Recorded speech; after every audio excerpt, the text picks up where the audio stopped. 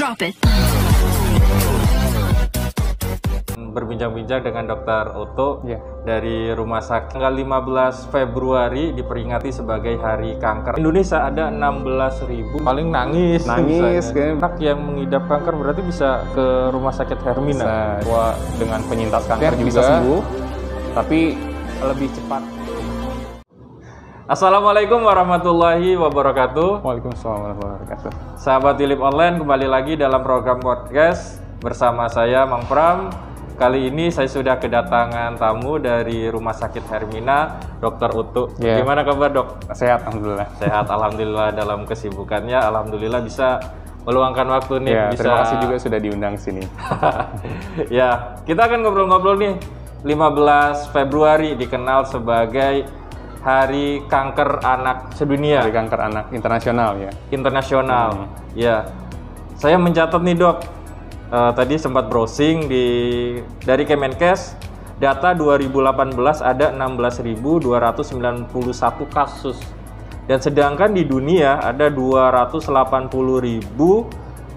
anak setiap tahunnya itu didiagnosis menderita kanker anak. Masih kecil loh, Dok. Iya, memang ini satu hal yang perlu kita soroti juga ya. Iya.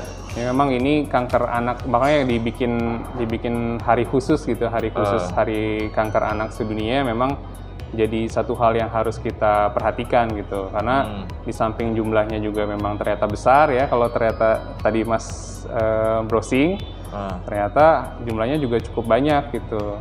Ini juga memang kanker ya, kanker anak ya, karena khusus gitu. Ini tidak menutup kemungkinan juga di usia anak juga memang ternyata banyak juga, Mas. Kanker. Iya, berarti dari bayi udah bisa didiagnosis atau kayak gimana nih, Dok? Bisa. Memang kanker ini tidak mengenal usia ya, tidak mengenal usia, dari usia anak, usia remaja, usia dewasa, usia lanjut gitu. Bahkan ada usia bayi juga bisa terkena. Ada yang disebut dengan infant leukemia, itu leukemia yang ditemukan pada bayi gitu. Leukemia itu kalau nggak salah darah ya, kanker darah? Kanker darah. Kanker darah. Jadi memang kalau ngomongin kanker sendiri itu adalah pertumbuhan yang tidak normal ya, pertumbuhan yang sangat cepat, tidak wajar, dan pertumbuhannya itu kalau kita sel normal itu kan ada mengerem, ada remnya, ada pada saat direm ada kerusakan bisa diperbaiki. Nah, pada kanker ini dia tumbuhnya cepat, tidak bisa dikendalikan, juga tumbuhnya juga tidak normal gitu. Makanya disebut dengan keganasan. Ganas banget berarti. Ganas. Termasuk yang mematikan juga ya, Dok? Termasuk yang mematikan. Oh ya, tadi kanker sendiri juga ada kanker solid. Kanker solid itu kanker yang sering umum orang bilang benjolan gitu ya, benjolan yang ganas itu yang kanker jinak. Kanker payudara gitu misalnya, contohnya kanker benjolan payudara atau yang kelihatan masa tumornya itu kelihatan. Kanker itu kita bisa sebut juga tumor ganas kalau secara awam ya. Bisa tumor dilihat ganas secara kasat mata. Ya, ada benjolannya, ada bentuknya. Ada juga yang kanker ini sifatnya cairan, kanker cairan. Jadi kanker darah bisa kita sebut di anak tuh yang paling sering kan kanker darah ya, kanker ada leukemia, ada limfoma maligna, itu keganasan pada sel darah putih pada anak gitu. Ya kalau kita ngomongin kanker anak sendiri itu memang paling sering di anak itu kanker leukemia, itu kanker darah, leukemia, tapi juga ada kanker solid kayak retinoblastoma, kanker mata, ada kanker saraf tepi, ada kanker kelenjar getah bening, tapi yang paling sering itu memang leukemia. Leukemia banyak banget ya ternyata, masih kecil. Nah, ini kan berarti ada mungkin ya sebelumnya pada saat ibu hamil atau pemberian makan ke anak sejak dini itu ada masalah. Ya, untuk penyebab ya. Sebenarnya kalau penyebab kanker sendiri itu sampai saat ini memang untuk jelas pastinya penyebabnya apa itu memang belum diketahui secara pasti. Cuma memang ada beberapa faktor. Jadi kalau kita sebut kanker itu dia penyebabnya multifaktor. Jadi banyak faktor, nggak hanya berdiri sendiri. Bisa karena genetik, karena lingkungan tuh maksudnya paparan radiasi atau kimia. Terus juga bisa karena virus. Cuma untuk dia menyebabkan kanker tidak bisa berdiri sendiri. Kalau untuk kayak dari lahir memang ada secara genetik, memang ada kerusakan dari genetik yang bisa menyebabkan kanker kayak gitu. Oh gitu, berarti ya emang ini sejak kandungan juga harus benar-benar ibu ini harus ngejaga apa yang dikonsumsi, ngejaga pola hidupnya gitu. Pola hidup atau obat-obatan yang tidak boleh dikonsumsi kayak gitu. Kan ada, memang harus sejak dini sih dijaga pada saat hamil, terutama untuk konsumsi obat-obatan dan makanan-makanan yang tidak dianjurkan atau yang bisa menyebabkan gangguan ke janin itu harus diperhatikan sejak hamil. Mungkin salah satu yang sering umum kan ibu hamil jangan merokok. Ya, jangan merokok juga biasanya orang terdekatnya juga. Misalnya suami atau lingkungan di rumah itu perokok pasif juga bisa menyebabkan. Jadi bukan cuma ibunya saja, jadi lingkungan di sekitar rumah juga itu juga kalau untuk masalah rokok juga perokok pasif juga bisa menyebabkan. Iya, berarti ya harus ngejaga bersama-sama nih lingkungan ketika ada ibu hamil ya. Kita harus sadar diri lah gitu. Sejak dini diperhatikan gitu. Berarti kan edukasi ini harus dimulai dari para orang tua sejak awal gitu. Ya ketika hamil berarti harus tahu lah apa yang harus dijaga sehingga nanti ketika anaknya lahiran juga harus bisa mengantisipasinya seperti apa. Ya, pada saat hamil kontrol rutin untuk mengetahui kondisi kandungan, terus konsumsi makanan yang sehat, pola hidup sehat, terus juga pada saat sudah melahirkan itu juga kita harus, kalau di kanker itu ada deteksi dini ya. Deteksi dini itu maksudnya kita kalau mengenali kanker itu kalau lebih dini itu angka kesembuhannya atau prognosis ya, kita sebut dengan prognosis. Prognosisnya itu lebih baik daripada kita sudah mengetahui kankernya itu terlambat gitu. Jadi kalau di anak biasanya gejala-gejala apa ini misalnya kita harus waspadai curiga kanker gitu ya, kalau pada anak kanker darah terutama kalau paling sering. Biasanya kalau anak ini kan spesial ya. Karena dia belum bisa mandiri, belum bisa ngeluh sakit gitu kan, aduh ada sakit gitu kan. Paling nangis kayaknya belum bisa berkomunikasi dengan baik. Jadi kita pada saat memandikan atau pada saat imunisasi rutin itu ke posyandu, kadang kita harus aware juga ke kondisi anak gitu.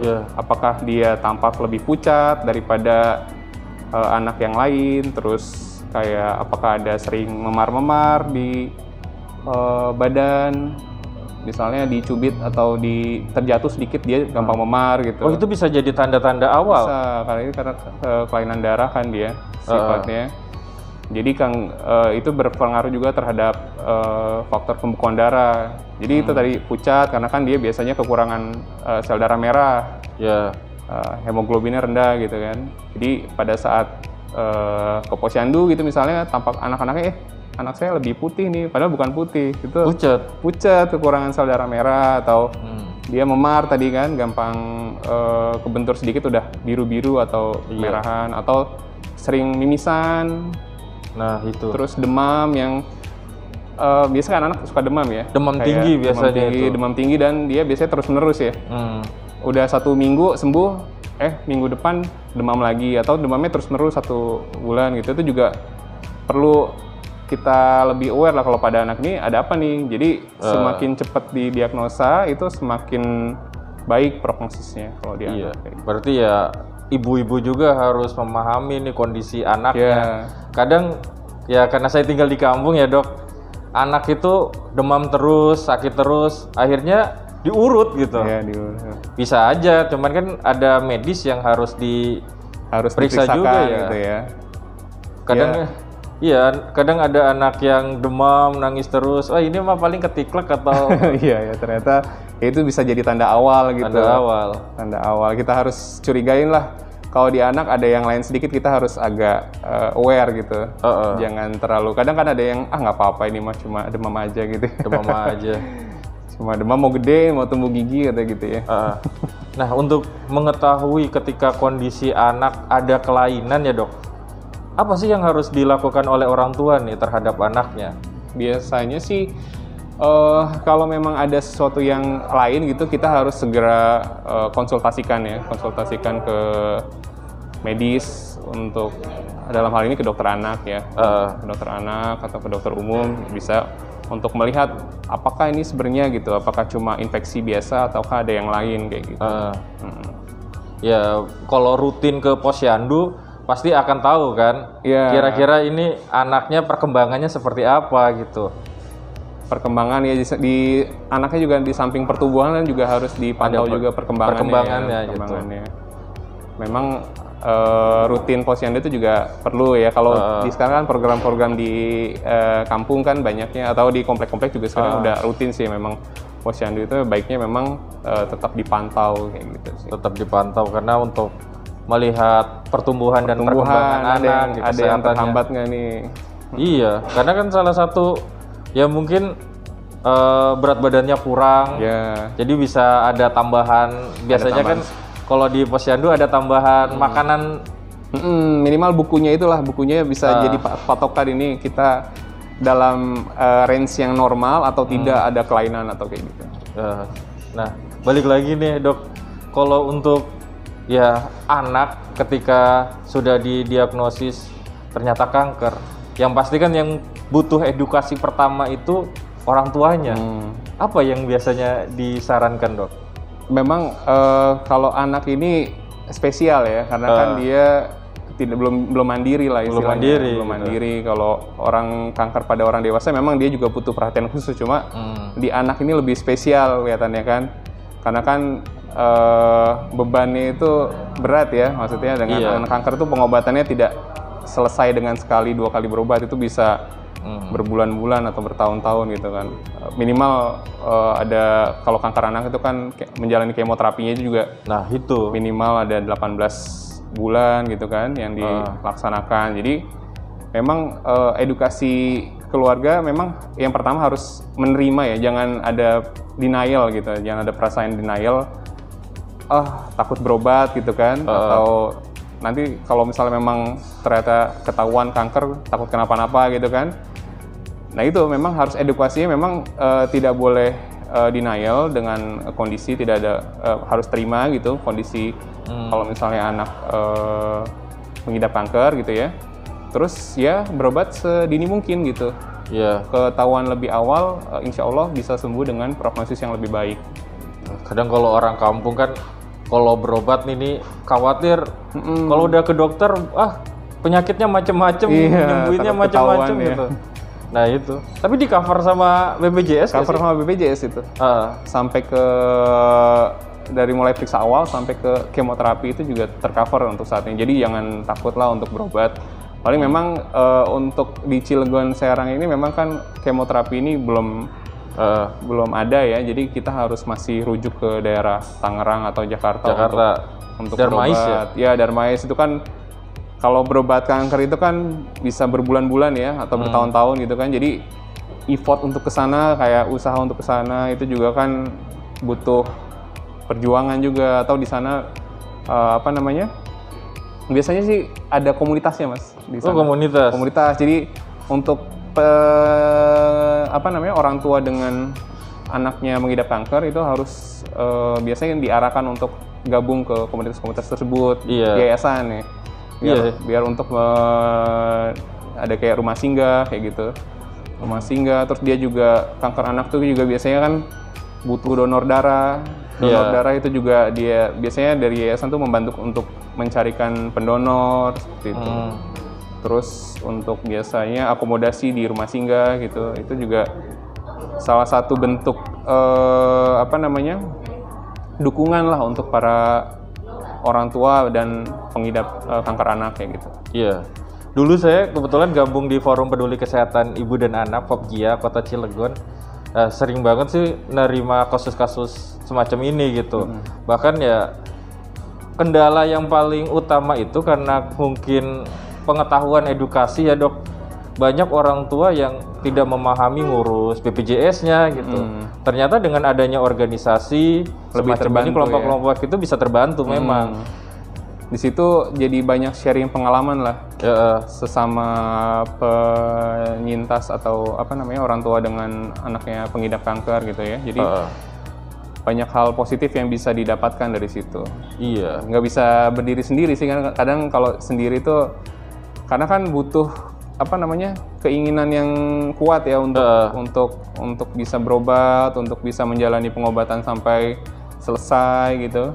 Itu juga butuh keinginan dan tekad yang tinggi gitu. Nah itu terkadang kan orang tua yang mungkin lemah ya bisa ngedrop ketika anaknya divonis kanker. Nah ini kan harus ada orang yang bisa menguatkan, yang selalu memotivasi. Nah itu karena kan untuk kesembuhan sendiri dok, anak dengan pengidap kanker ini berapa persen ya? Sekitar 70-80%. Ada yang sampai sudah apa namanya jangan putus asa gitu. Ada juga sampai dewasa, sampai kehidupan kayak kita normal gitu. Iya. Menikah punya anak juga ada juga. Iya. Jadi jangan menyerah lah. Jadi yang penting jangan menyerah. Yang penting deteksi sejak awal, pengobatan sampai tuntas gitu. Terus ya itu jangan takut untuk berobat. Nah itu, jadi jangan takut duluan. Jangan takut duluan. Yang penting kita kan ada usaha nih. Ada usaha ikhtiar ya. Nah itu kan yang harus dipahami karena benar juga kalau anak itu unik. Masih tergantung sama orang tuanya. Jadi bebannya bukan cuma diri sendiri tapi ke lingkungan itu beban juga ya kan, ke keluarga itu butuh usaha tersendiri gitu. Nah dokter kan sekarang di praktek di Rumah Sakit Hermina Kota Cilegon. Baru 1 bulan ya? 1 bulan, 2 bulan ya. Mungkin sahabat Willip Online yang belum tahu nih, di Kota Cilegon ada Rumah Sakit Hermina Cilegon. Di lokasinya itu ada di Jalan Bonakarta. Jalan Bona. Ya mungkin kalau masyarakat Cilegon, ya. Masyarakat Cilegon mah cukup nyebutin Bona, udah pada tahu gitu. Ya. Bona, di sana ada rumah sakit Hermina. Franchise juga ya ternyata. Iya, dia tuh kalau nggak salah cabang ke 43 ya. 43 se-Indonesia. Jadi memang baru rasa lama kayaknya ya. Karena di Serang ada. Ya di Serang, di Ciruas ya ada. Di Ciruas, terus di ini juga kan apa Tangerang. Nah, kalau untuk anak-anak yang mengidap kanker berarti bisa ke Rumah Sakit Hermina. Bisa sih untuk deteksi dini sama dokter anak bisa di itu. Mungkin untuk pengobatan kayak lanjutan kayak kemoterapi mungkin kita harus rujuk. Gitu. Harus rujuk ke Darmais. Ya. Tapi untuk menjaga kesehatan sebelum ke Darmais bisa dulu ke dokter. Konsultasi dulu ke rumah sakit itu bisa. Di situ bisa terdiagnosis ya. Ya, mungkin. Kalau penanganannya nih dok, apakah jalan satu-satunya untuk kanker ini harus kemo? Jadi untuk modalitas kanker itu cukup banyak ya, tergantung jenisnya kan, kanker jenisnya banyak ya. Kalau untuk kanker solid tadi yang kanker yang benjolan itu memang modalitas utamanya operasi. Ya.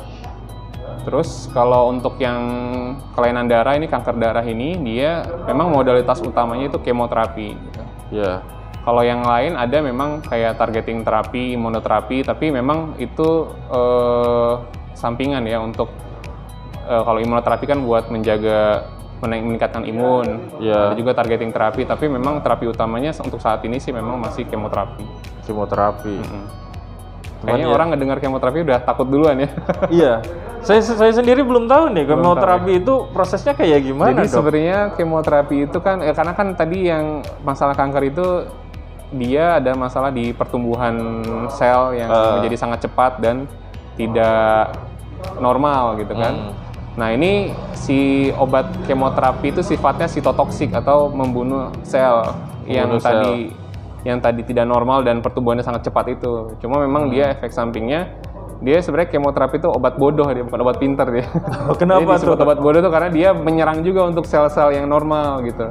Gitu. Kayak makanya kan ada orang yang dengan kanker itu ada keluhan kayak rambutnya rontok, terus apa namanya, sel darahnya juga kurang, kadang anemis kayak gitu kan.